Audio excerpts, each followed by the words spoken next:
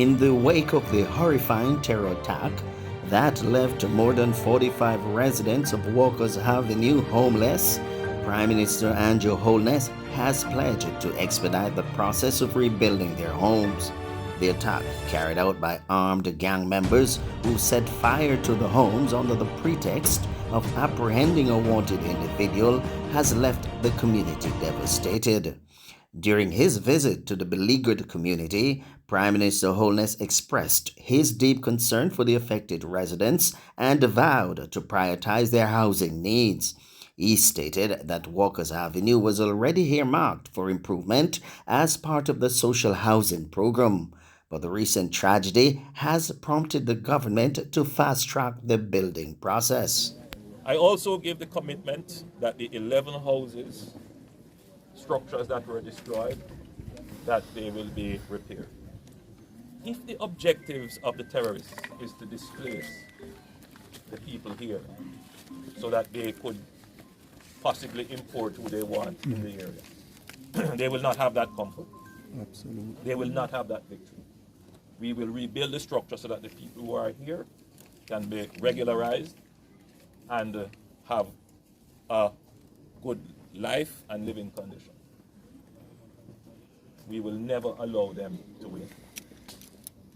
So this area was already being considered under the new social housing program. In fact, it was assessed as one of the big yards, tenement yards, that we would seek to upgrade some of the housing and try and put in proper facilities.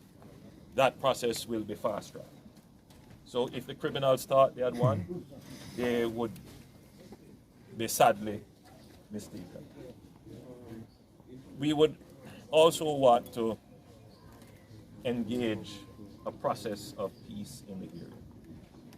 And obviously, this kind of incident is going to percolate in the minds of the residents here. And you could very well have an entrenchment of the internecine gang war that exists, meaning that the people here who suffered may want to take activities and take things into their own hands, which we can't have. So we have to engage a process, and I will be working with the Member of Parliament and the various other government agencies and the police to ensure that we bring the youths together in the area, to show them the folly of this. With unwavering commitment, Holness pledged that the government would stand by their side and support their efforts to acquire the necessary back-to-school supplies. There is obviously a need to have the families provision for back to school.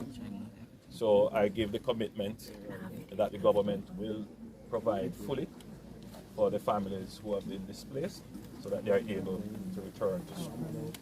The issue of gangs and their overseas facilitators is of great concern to the Prime Minister. Trying to increase penalties for crimes as a matter of deterrence. We have introduced new legislation, including the anti-gang legislation, and we have been using the anti-gang legislation quite effectively. There are a number of gangs operating in this community and in Portmore in general. And we are very concerned that these gangs are becoming entrenched and are growing, and that they may be well connected.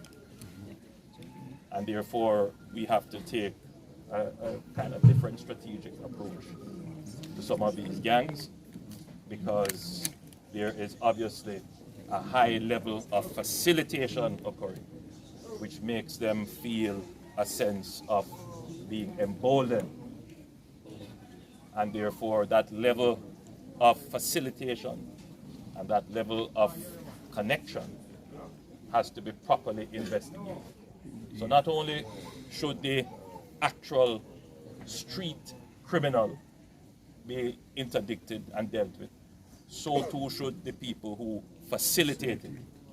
And some of the facilitators are not in Jamaica, some of them are overseas, and we have mechanisms in place which we have triggered to ensure that those who are operating overseas as well that those who are local, those who are politically connected, and those who are influential in terms of having money to support gangs, that they are also interdicted and addressed, as I said, within and at the limits of the law. Meanwhile, Police Commissioner Major General Anthony Anderson said the police high command responded promptly, putting additional assets into the community. He gave his commitment that those responsible will be caught and brought to justice.